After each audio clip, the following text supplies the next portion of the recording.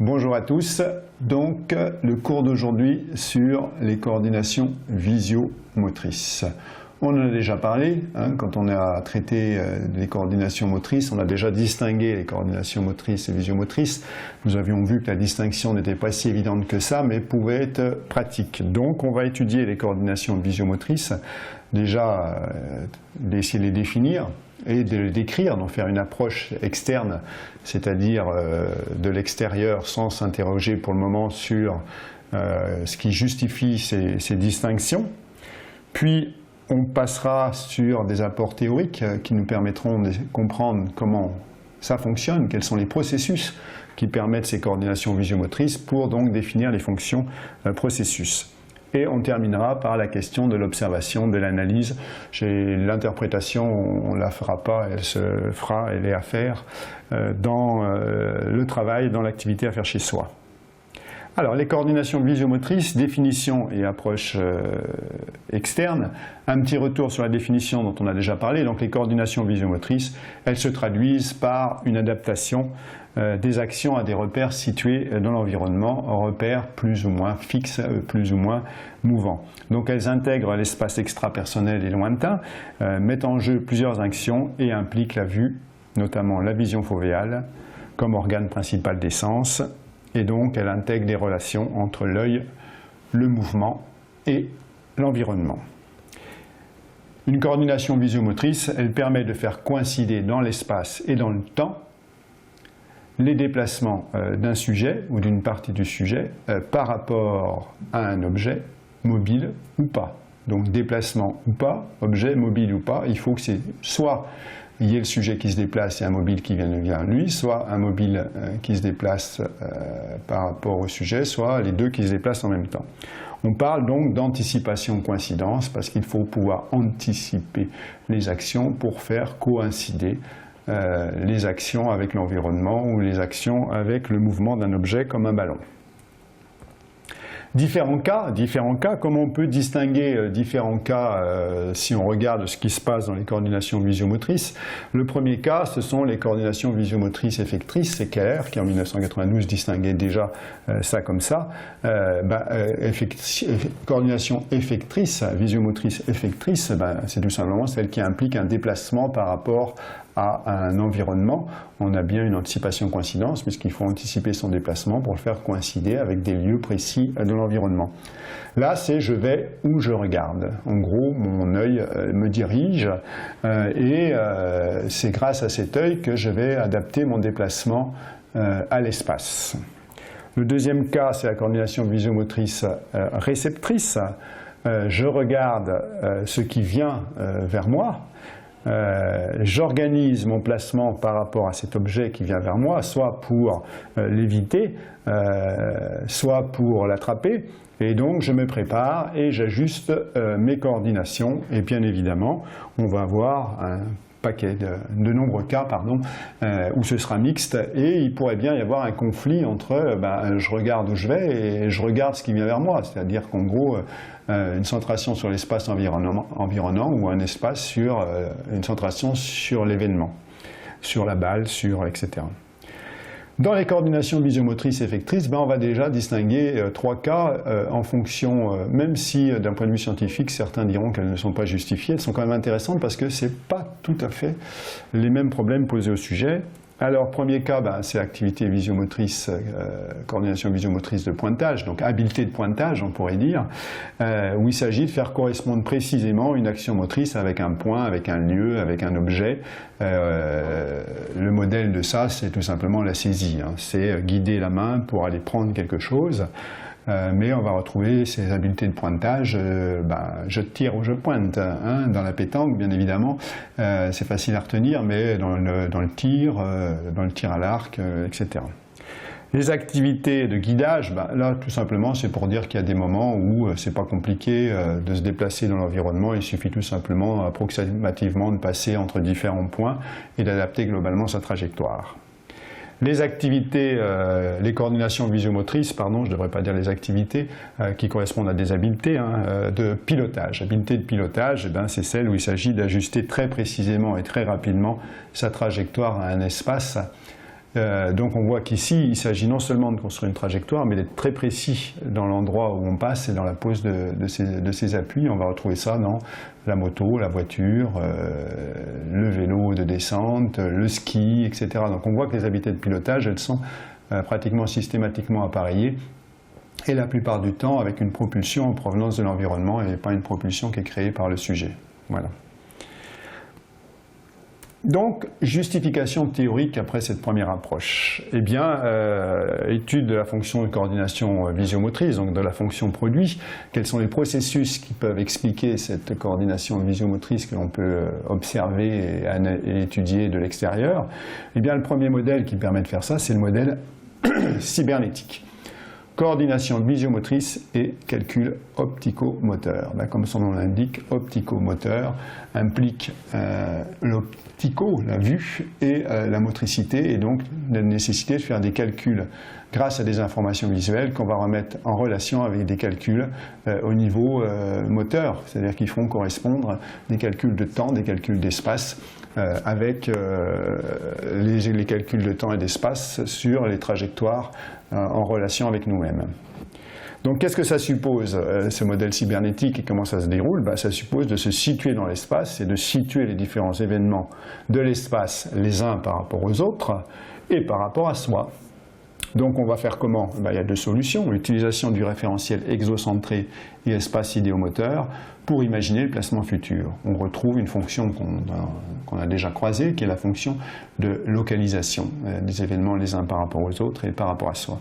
Et puis l'autre solution, c'est le référentiel égocentré, avec donc cette notion d'espace sensorimoteur, référentiel égocentré dominant, on est bien d'accord, avec cette notion d'espace sensorimoteur, pour transformer l'espace en action motrice, et donc on a vu la fonction d'assimilation qui permet de transformer une distance en foulée, par exemple, pour pouvoir faire correspondre les deux déplacements. Donc fonction d'assimilation. À partir de là, calcul des trajectoires et des durées. Oui, il va bien falloir que si un ballon vient vers nous, que le sujet il calcule où il va bien pouvoir arriver et combien de temps ça va prendre au regard de la vitesse de l'objet. Et il va agir en anticipation motrice pour se déplacer. J'ai mis pour me déplacer, je me suis placé du point de vue du sujet, pour se déplacer vers le point d'impact virtuel futur et ajuster son action à l'environnement. Il anticipe parce qu'il faut qu'il fasse l'action en avance s'il veut que ça coïncide. Et il va devoir faire correspondre l'espace et le temps. L'espace dans lequel se déplace l'objet, l'espace dans lequel il se déplace, et le temps qu'il va lui falloir pour parcourir cet espace, et le temps qu'il va falloir à l'objet pour parcourir l'espace entre le sujet et l'objet.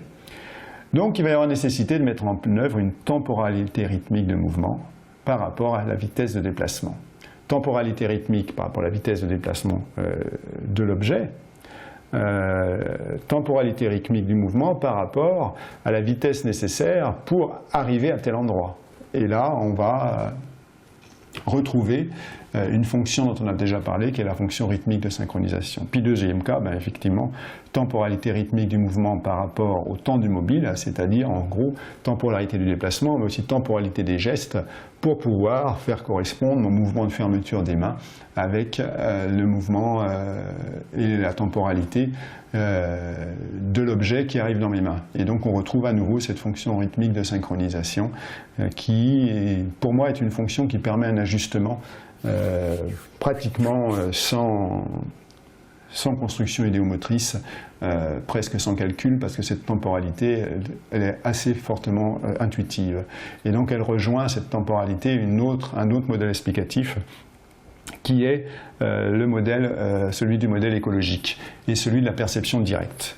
Donc optique écologique et dialogue sensorimoteur direct, parce qu'il y a deux façons de pouvoir expliquer cette adaptation directe. Alors, quelle est l'idée qui a prévalu pour s'orienter vers ce modèle-là? C'est tout simplement que l'être humain, l'animal, est à capacité de traitement limitée et qui paraît difficile. Non seulement il a capacité de traitement limitée, mais en plus, la temporalité pour faire tous ces calculs n'est pas pertinente avec la nécessité de la vitesse et de la rapidité. Donc il faut trouver d'autres solutions simplexes, comme dirait Berthaud, c'est-à-dire d'autres solutions qui permettent de contrôler cette complexité sans justement fonctionner de manière compliquée. On va le dire comme ça. Et donc la solution qui est envisagée, ce serait l'environnement qui serait porteur d'une information d'action. Alors j'ai pris l'exemple du guépard. On voit mal un guépard, mais on voit mal aussi un chien d'ailleurs, faire des calculs opticomoteurs pour attraper sa balle, le chien quand le maître lui lance, et on voit mal le guépard faire des calculs opticomoteurs pour sauter sur sa proie. En fait, l'idée qu'il y a derrière, c'est que mon guépard, en fait, il chasse pas de face. Il se met derrière, perpendiculaire, aux 90 degrés et vers l'arrière, pour aller poursuivre sa proie. Et puis, il se met à courir à côté. Donc, ça veut dire que déjà, il a une capacité de vitesse plus grande. Sinon, il ne pourrait pas y arriver. L'homme, lui, il est obligé de faire autrement. Lui, il ne peut pas courir après sa proie s'il va plus vite que lui. Le guépard, il prend que des proies qui vont plus vite. Et quand est-ce qu'il sait qu'il peut sauter sur la proie? Eh bien, c'est l'exemple du train. Le train, vision périphérique, quand il défile, on a l'impression que c'est nous qui bougeons. Mais si on... Donc, le guépard, ça défile, les flux lumineux sur sa rétine, là, ici. Et donc, mon guépard... Quand lui il se déplace, c'est pareil, il y a aussi les flux de son déplacement qu'il perçoit. Et donc quand les deux flux sont à la même vitesse, eh bien ça lui signifie, quand ils sont nuls, quand le rapport entre les deux est nul, ça lui signifie qu'il est à hauteur pour pouvoir attaquer. Voilà, il n'a pas besoin de faire de calcul opticomoteur, c'est directement l'environnement qui lui donne l'action. Alors je disais que... Excusez-moi, je reviens un petit peu en arrière. Je disais que l'être humain ne pouvait pas faire ça. Eh bien oui, si lui, il ne va pas assez vite, il va falloir qu'il trouve d'autres solutions. Il va falloir que lui, il passe par des calculs opticomoteurs, ou peut-être pas par des calculs opticomoteurs, mais au moins par du cognitif et des savoirs cognitifs. Mais il y a un autre modèle explicatif, c'est que l'information elle serait traitée par des boucles courtes, non conscientes, c'est-à-dire qui mettent directement en relation la perception visuelle, les informations visuelles, avec les étages inférieurs du système nerveux central, qui eux-mêmes sont directement connectés à des programmes moteurs correspondants. Et donc là, c'est pareil, l'explication elle est sur les processus neurophysiologiques au lieu d'être sur les processus dans l'environnement, mais le résultat pour le praticien, c'est le même du point de vue de ce qu'il va pouvoir en faire, puisqu'il n'y a pas nécessité de passer par une conscience et une analyse-interprétation.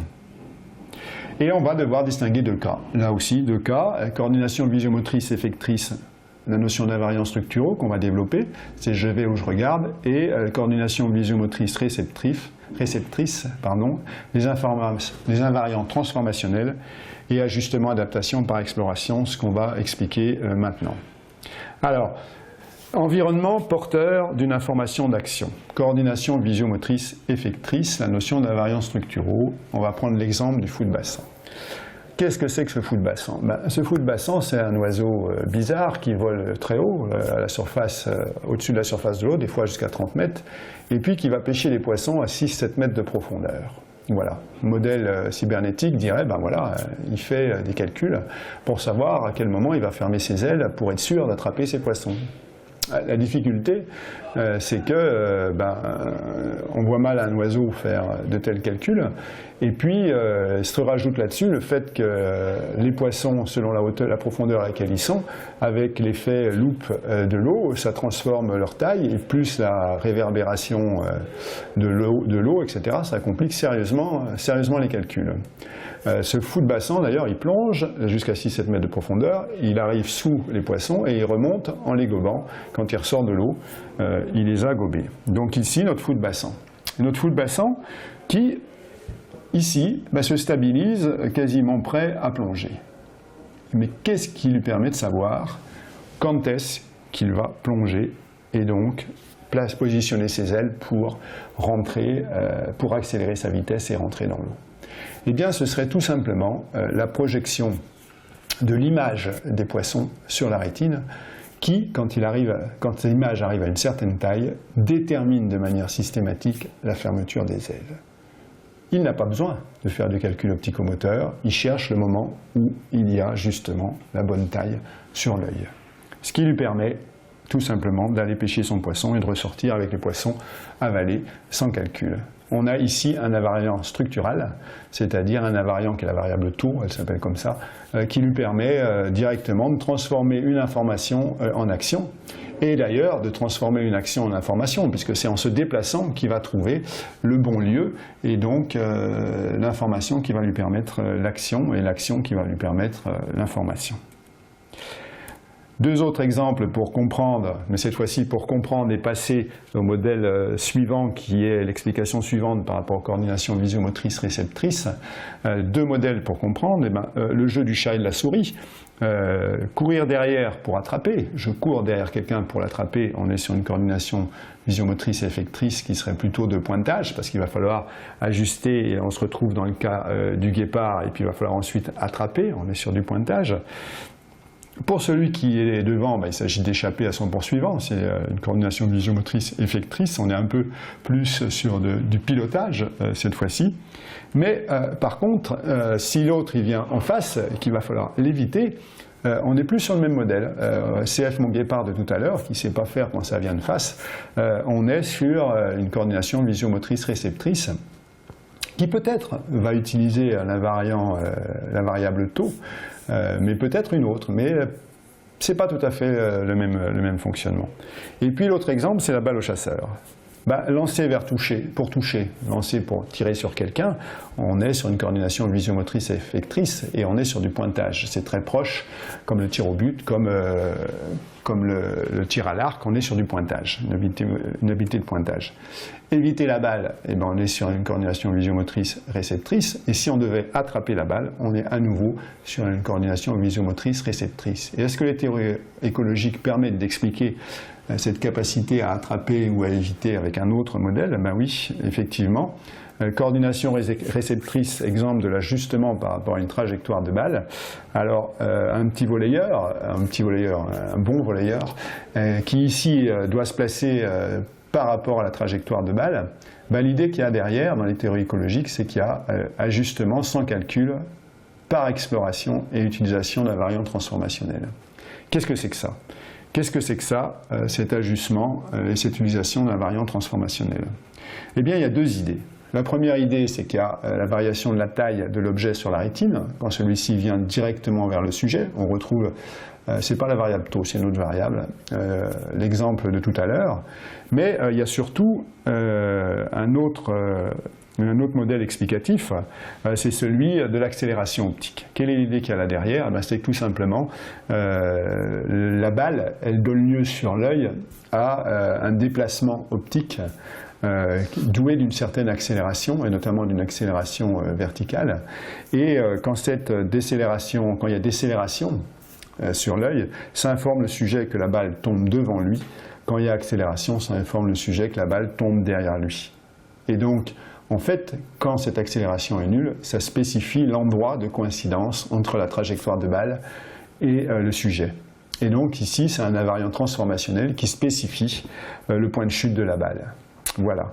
Et donc là, notre sujet, il ne fait pas de calcul. Il cherche jusqu'à ce qu'il se trouve à l'accélération nulle. Et donc on voit qu'ici, d'un point de vue pédagogique, ça change carrément les manières de penser l'apprentissage. Et donc derrière cette idée-là, se pose la nécessité de construire une variable de contrôle. Une variable de contrôle qui va regrouper à la fois cet invariant et à la fois contrôler la motricité. Là, pour notre volleyeur, c'est la mise en relation de cet invariant avec l'axe du corps, la verticale persion-oreille interne, l'alignement œil, front, main, ballon. Et c'est ça qui va permettre de pointer le moment de cette accélération nulle et qui va organiser le sujet par rapport à ça. Et c'est même ça qui va construire son équilibre. Et donc on retrouve cette notion de variable de contrôle dans d'autres activités, dans le tir à la carabine, dans lequel les cibles se déplacent une par une pour venir face au sujet. Le sujet il va contrôler sa posture et donc son équilibre à partir de l'alignement cible-viseur et puis épaule, tête-épaule, qui va structurer sa posture. Et on a même découvert que le tireur, il est capable de dissocier l'œil de la tête pour aller placer son œil à l'endroit où va apparaître la cible et pour réorganiser toute sa posture par rapport à ça. Il a bien construit une variable de contrôle qui est liée à un invariant et qui est liée à son organisation corporelle, les deux permettant l'ajustement, alors que le débutant, lui, va organiser sa posture pour tirer, et du coup, il sera peu efficace. Donc ici apparaît une notion, la notion d'affordance. Affordance et variable de contrôle. Eh bien, l'information, quelle est l'idée principale, c'est que l'information dont le sujet a besoin est disponible dans le flux optique, c'est bien projeté sous l'œil, sous la forme d'invariants qui spécifie directement une propriété de l'environnement relativement à l'action à effectuer. Directement une propriété de l'environnement relativement à l'action à effectuer, c'est tout simplement la taille de l'objet sur la rétine qui détermine l'action. Donc on a bien une propriété de l'environnement, parce que c'est une propriété d'espace, qui se transforme en une propriété d'action temporelle, qui spécifie l'action à effectuer. Donc si l'individu utilise l'invariant, ça prend le statut d'information, puisqu'il va entraîner une action. Et cet invariant a une fonction de contrôle du mouvement et devient une variable contrôlant les degrés de liberté de ce mouvement. Il contrôle les degrés de liberté parce qu'il empêche d'en envisager d'autres, tout simplement. Et il simplifie drôlement les calculs opticomoteurs. Et donc, on parle alors d'affordance. Le sujet, en se déplaçant, crée l'information. Ben oui, parce qu'en fait, c'est bien le déplacement qui va faire varier la taille de l'objet sur la rétine, qui va faire varier l'accélération ou la décélération. Et du coup, ça va créer l'information. Et puis, c'est bien une fois qu'on a trouvé cet invariant qu'on va agir. Et donc, on a bien l'information qui crée l'action. Et on va retrouver les deux cas. Je vais où je regarde avec un ajustement dirigé, et puis, donc c'est l'exemple de notre foot bassin, et j'explore ou je stabilise, c'est l'exemple de notre ballon de volley. Et donc la concordance entre caractéristiques de l'environnement et caractéristiques fonctionnelles du sujet construit cette variable de contrôle des degrés de liberté informationnelle visio-moteur. Et là, il y a une fonction qu'on a appelée fonction de concordance dans les coordinations visio-motrices, et bien une fonction d'affordance qui permet ces coordinations visio-motrices. Donc si on résume, et si on va étudier les fonctions processus des coordinations visio-motrices, il s'agit bien de se situer par rapport à un mobile et ou par rapport à l'environnement, et donc d'adapter sa vitesse et donc son déplacement par rapport à un environnement plus ou moins changeant, mais si un mobile il est changeant à cet environnement, et donc on va retrouver la fonction de repérage spatio-temporel avec la fonction de localisation et la fonction d'assimilation. On va retrouver la fonction rythmique de synchronisation, tous les rapports entre les vitesses et les fréquences, donc qui concernent la fréquence gestuelle, les rythmes de mouvement, les cadences du déplacement. Et puis cette nécessité d'un accord entre les deux, d'une concordance entre espace de déplacement construit en extériorité avec situation du corps et de l'action dans celui-ci. Situation du corps et action dans celui-ci, ça veut dire qu'on l'a anticipé. Et l'espace de mouvement et temporalité intériorisée. Et donc faire correspondre cet espace avec l'intériorité liée au rythme, la rythmicité du mouvement, et on va retrouver cette fonction d'affordance. Et donc la nécessité de contrôler cette variable de contrôle. À nouveau, cette fonction d'affordance. Donc si on résume les fonctions processus des coordinations visio-motrices, eh bien on va en distinguer trois. Cette fonction de concordance, j'ai mis affordance entre parenthèses, je pense que fonction d'affordance, c'est celle que nous retiendrons, je la trouve plus parlante. La fonction de repérage spatio-temporel avec localisation, assimilation, et la fonction rythmique de synchronisation. Alors, on va passer par un petit exemple pour mieux analyser ça. L'exemple du saut en longueur. Espace idéomoteur et adaptation anticipée de la course. Eh bien oui, il va bien falloir transformer un espace en foulée, c'est-à-dire prendre ses marques, et donc on va retrouver la fonction de localisation construite dans l'espace idéomoteur, mais aussi la fonction de localisation quand on se déplace. Alors, localisation en anticipation, c'est le référentiel exocentré, et puis on va transformer cet espace en foulée, c'est la fonction d'assimilation, on va construire l'espace de déplacement. Et puis, eh ben oui, quand on va se déplacer, l'espace sensorimoteur et l'adaptation de la course à la planche d'appel. Il va falloir construire l'espace de mouvement. deux façons, le défilement de l'espace sur la vision périphérique, en relation avec le point fixe, un référentiel oculocentré, et l'utilisation de ce référentiel d'espace égocentré à logique interne, et donc cette fonction de localisation qui on voit à deux dimensions, fonction de localisation idéomotrice et fonction de localisation dans l'action. Et puis, il y a la fixation de la planche en vision centrale avec l'adaptation et l'ajustement automatique grâce à l'invariance structurelle. Ça peut être fait grâce à l'invariance structurelle ou par calcul, c'est-à-dire qu'on pense qu'à l'heure actuelle, il pourrait bien que les deux soient complémentaires. Et là, il va y avoir utilisation du référentiel égocentré externe et on va retrouver notre fonction d'affordance. Et puis cet ajustement de la course, avec transformation de l'espace en une rythmicité, je trouve qu'il est tellement fort celui-là. Il suffit de voir ce qui se passe quand un coureur sur longueur il demande au spectateur de frapper dans les mains. Eh bien, on retrouve notre fonction rythmique de synchronisation. Deuxième exemple qui intègre le précédent, c'est celui de la contre-attaque au handball. On va bien retrouver le modèle du sans longueur, parce qu'en fait, il va bien falloir que la course soit adaptée à l'espace environnant et en particulier à la zone. Et on va retrouver l'espace idéomoteur qui devra être intégré, donc cet espace de déplacement.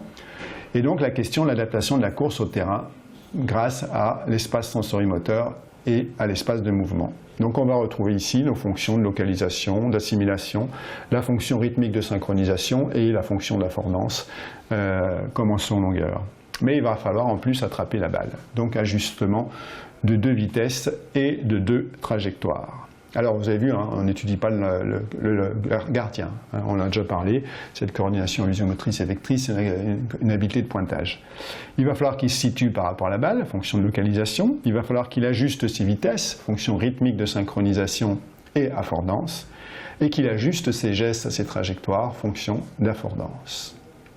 Et vous voyez que ici on a une contradiction entre les deux qui va supposer d'avoir trouvé des solutions. C'est-à-dire qu'il va bien falloir que l'espace idéomoteur y soit intégré, que la fonction d'assimilation ait permis d'assimiler cet espace à du déplacement. Et il va bien falloir que pendant le déplacement, la vision périphérique joue son rôle d'ajustement à l'espace pour que le sujet puisse regarder la balle. Et donc il va devoir enfin s'ajuster à la zone. Donc s'ajuster à la zone, on retrouve ce qu'on a dit sur la planche d'appel sur le sans longueur. Observation, analyse et interprétation maintenant. Un petit retour sur l'analyse de tâches. Première analyse, c'est effectivement coordination visiomotrice effectrice, coordination visiomotrice réceptrice, mixte, et on voit que selon les cas, on peut avoir les deux, et donc il faudra étudier les mobiles, tout simplement, combien il y en a déjà, qui se déplace par rapport à quoi, et quoi se déplace par rapport à qui, je pourrais dire.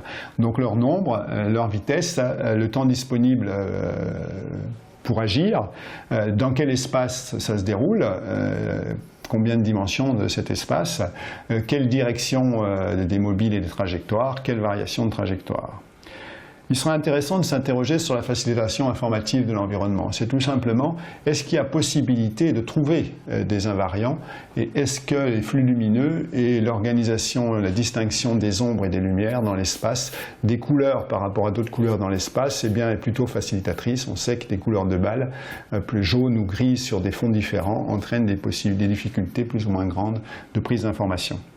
Et s'interroger sur les contradictions à résoudre. Eh bien oui, coordination visiomotrice, effectrice et réceptrice, on a vu que c'était pas pareil, et puis qu'on ne pouvait pas faire les deux en même temps, sauf à avoir intégré l'espace environnant, idéomoteur, sauf à avoir trouvé des solutions en vision périphérique, et donc référentiel égocentré interne, pour se situer dans cet environnement.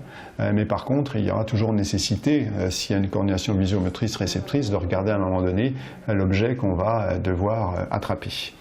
Et puis, contradiction entre coordination visiomotrice de pointage et les autres, qui sont des degrés de difficulté différents, c'est-à-dire guidage et pilotage, qui se font dans les temps distincts, et puis avec le même système visuel finalement.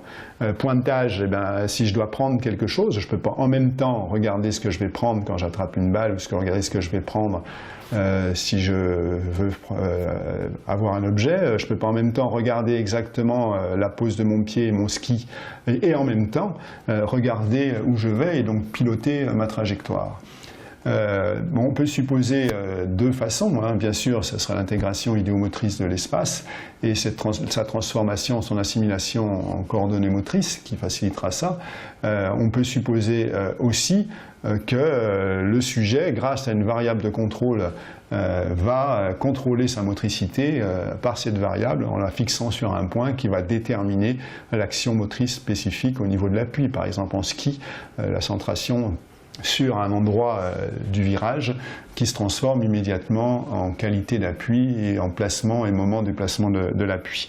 Et donc se pose la question des variables de contrôle possibles et de la construction de ces variables de contrôle. Catégorie d'observables, ben là c'est assez simple et assez facile. Le thème c'est bien sûr les coordinations visio-motrices.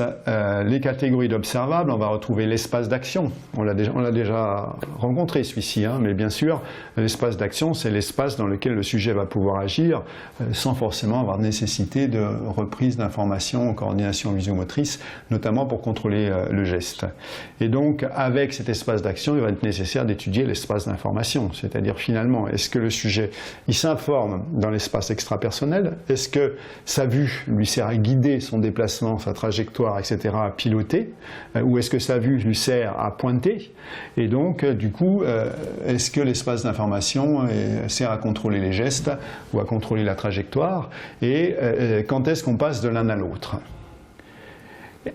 Avec ça, ben, il va falloir étudier la structuration des successions d'actions, c'est-à-dire en gros la rythmicité des mouvements, des gestes, des déplacements, etc. Dans les différents espaces, les trajectoires, vitesse, rythmicité, espace concerné, et bien évidemment étudier les coïncidences. Ça c'est le résultat tout simplement. Si ça ne coïncide pas, eh ben, on n'atteint pas notre résultat.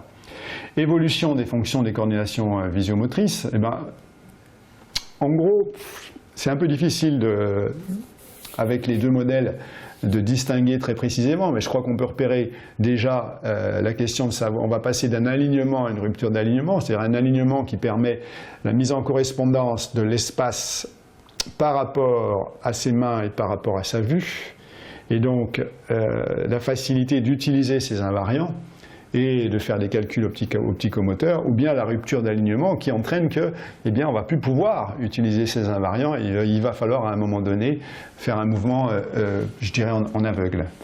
Ensuite, eh bien, variation, si on est sur du récepteur des espaces de préhension, ben oui, ça rejoint le précédent, hein. Soit on a à être là-dedans, soit on est plus haut, soit on est plus bas, et on imagine bien qu'en fonction des zones où on va devoir apprendre, eh ben, il n'y a plus l'utilisation, par exemple, de l'invariant transformationnel de l'accélération optique. Et on va aller donc vers des variations d'espace d'action, des espaces d'action de plus en plus grands, et la capacité à avoir des vitesses et des trajectoires de mobiles de plus en plus importantes et de plus en plus variées. Et donc on va évoluer vers la construction d'une variable de contrôle informationnel qui va en une seule variable contrôler et l'information et l'action. Et donc on rejoint la notion d'affordance, mais peu importe finalement qu'elle s'explique par les modèles cybernétiques ou par les modèles cybernétiques ou dans le cybernétique par le sensorimoteur, ou qu'elle s'explique par les modèles écologiques. Au bout du compte, on aboutit à quelque chose qui, chez certaines espèces, est sans doute inné, pour certaines actions est sans doute inné, et qui pour d'autres, il va falloir reconstruire en fonction justement de l'écart au fonctionnement habituel et en fonction des caractéristiques du déplacement qui sont celles de l'être humain. Voilà, j'ai quasi terminé. Pour la semaine prochaine, la prochaine fois, le prochain module, la prochaine vidéo, on fera une synthèse sur la psychosensorimotricité et toutes ces fonctions processus avant d'aborder les deux fonctions transversales que sont l'énergie-motricité et la sensomotricité ou émotion-motricité. Je vous remercie de votre attention et à bientôt.